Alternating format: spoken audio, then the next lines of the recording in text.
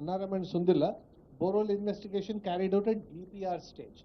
So, did the NDSA say, or is it your understanding, or do we understand it this? Which way do we understand? Did the boreholes, were the boreholes dug after the construction began? If the construction is already in a different site, did the irrigation department and the agency AFCONS or Navayuga go and dig where there was no construction? Does that what is it what No. it means? The ఒకటి Annaram and Sundilla barrages వాళ్ళైతే ఎక్కడైతే location చూపెట్టారో DPR లో అక్కడికి ఒకటి 2.5 కిలోమీటర్లు 5.5 కిలోమీటర్లు దూరం చేశారు వాళ్ళు. కంప్లీట్ ఈ బోర్ హోల్స్ దిక్కి ఇన్వెస్టిగేషన్ చేసింది ఒక చోట, కన్స్ట్రక్షన్ మొదలుపెట్టింది ఇంకో చోట. అయితే కన్స్ట్రక్షన్ మొదలుపెట్టిన తర్వాత కన్స్ట్రక్షన్ ఏజెన్సీస్, కాంట్రాక్టర్లు వాళ్ళు కొంత బోర్హోల్స్ తవ్వుకున్నారు అక్కడ, కానీ that is also not as per requirement. Yes. My second question. Yeah. There is also this issue about TSCRL, right? The NDSA report has said that the TSCRL itself is not competent and it is inadequate. Yes. So what does your government want to do about TSCRL? See, I have, as irrigation minister, I have recently visited Valamtari and the Telangana Engineering Research Laboratories. We need to strengthen both.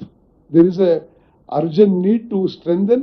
అంటే ఆ 10 ఏళ్ల కాలంలో ఆ 2 institutes కి పూర్తిగా పక్కన పెట్టేసిండ్రు. You'll be surprise no, Walamtari the very prestigious institute.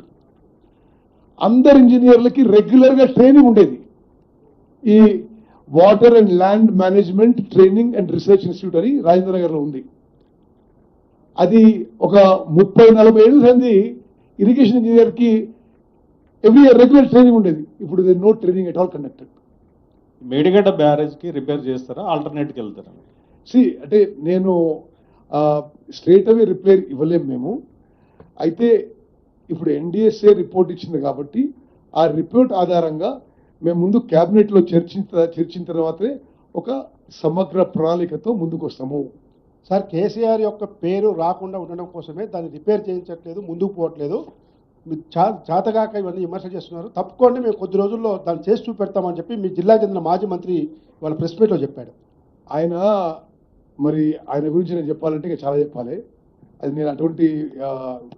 నేను ఆ విధంగా మాట్లాడను రాజకీయాల్లో కాబట్టి ఒకటి చెప్తున్నా. మీరు కట్టింది చూసినాం కదా, మీరు కట్టిందే కూలిపోయా. ఇంకా కూడా మీరు మాట్లాడాలంటే అది ఇంతకంటే సిగ్గులేని విషయం ఉంటుందా? రాములు, నువ్వు మొత్తం 1 అవర్ విన్నావు, నువ్వు జగదీష్ రెడ్డి ఫోన్ చేసి చెప్పాలి. సార్ సపోజ్ మీరు ఈ రిపేర్స్ చేసినా కానీ is it possible that 215 TMC water lift అవుతుంది అక్కడ? ఒకవేళ మీరు చేస్తే కనుక ఒరిజినల్ ఇన్విసార్జ్ 215 TMC లిఫ్ట్ చేయగలుగుతాం, సాధ్యపడుతుందా? ఇంకోటి సార్, మీరు పదే బీఆర్ఎస్ని టార్గెట్ చేస్తున్నారు. Why not BJP sir? ఎందుకంటే మెగా ఎలక్టోరల్ బాండ్స్ ఉన్నది out of 1000 crores 600 crores BJP redeem చేసుకున్నది. వాళ్ళని ఒక్క మాట మాట్లాడారు మీరు. సరే కాదు, ఈ ప్రాజెక్ట్ కట్టింది బీఆర్ఎస్ ప్రభుత్వం కాబట్టి వాళ్ళని అన్నాము. బీజేపీ దగ్గర విషయంటే వాళ్ళని అంటాం. అట్లే ఉంది. They are both our rivals. Okay. ఇప్పుడు అట్ దిస్ స్టేజ్ అంటే ఎంత టీఎంసీ అనేది ఇప్పుడు ఈ స్టేజ్లో అనడం కష్టం. అంటే ఫస్ట్ అసలు ఆ బ్యారేజ్ రిపేరు రీహాబిలిటేషన్ ఎట్లా ముందుకు పోవాలనేది ఆలోచన చేయాలి. ఆ విధంగా మనం ముందుకు పోదామని చెప్పి నేను మనం చేస్తున్నాం. Sir, last question from me at least. Do we have even an approximate timeline, either this way, that way, or whatever, by when the government may take a decision, and if by when it can be rehabilitated holistically, like you said, or whichever way? Thank you. ఇది Balu, see, firstly, now we are stepping into a completely technical subject. So, like I'm repeatedly saying, we will hold a cabinet meeting soon on this issue. besides other issues, and then we'll come up with a proper plan of action. కానీ ఒక విషయం స్పష్టంగా చెప్పదలుచుకున్నా, ఈ 1 year సమయంలో అనేక సందర్భాల్లో ఇప్పుడు రాములు చెప్పిన విషయం మాట్లాడుతున్నారు. ఏదో కేసీఆర్ పేరు వస్తుంది, కేసీఆర్ పేరు వచ్చేది ఇదే 1,00,000 కోట్లు ముంచిండని, కట్టిన ప్రాజెక్ట్ కూలిందని. మేము ఏనాడు కూడా దానికి రాజకీయం చేయలేదు. మేము ఇప్పుడు కూడా చాలా స్పష్టంగా చెప్తున్నాం, జరిగిన ఘోర వైఫల్యానికి, ఆర్థిక నష్టానికి, తెలంగాణ రైతాంగం జరిగిన నష్టానికి గతంలో అధికారంలో ఉన్న వాళ్ళు నిర్ణయం తీసుకొని వాళ్ళు ఇంజనీర్లు ఫోర్స్ చేసిన దానికి వాళ్ళు బాధ్యులు. బట్ ఇప్పటి నుంచి ముందుకు పోయే విషయంలో ఏది రాష్ట్రానికి మంచి అయితే ఆ నిర్ణయం తీసుకుంటాం. ఇప్పుడు జస్టిస్ పీసీ ఘోష్ కమిషన్ సంబంధించి ఏదైతే జరుగుతుందో, ఇప్పుడు ఈ రిపోర్ట్ వచ్చింది కదా, ఈ రిపోర్ట్ను మళ్ళీ దానికి ఏమన్నా మీరు చేర్చి ఏమైనా కొత్త చర్యలు తీసుకోబోతున్నారా, లేదంటే ఇంకా కొంచెం ఫాస్ట్గా దీని మీద చర్యలు తీసుకోవచ్చు? ఎందుకంటే ఇప్పటికే 2-3 సార్లు నోటీసులు ఇవ్వడము, రిపోర్ట్ రాకపోవడం ఇదంతా జరిగింది కదా, దీని మీద దుందుడుగా వెళ్తారా, లేకపోతే ఇట్లాగే స్లో కంటిన్యూ అవుతుంది? స్లో ఎందుకుందమ్మా? ఇప్పుడు మీకు తెలవాలి, this is not slow by any standards.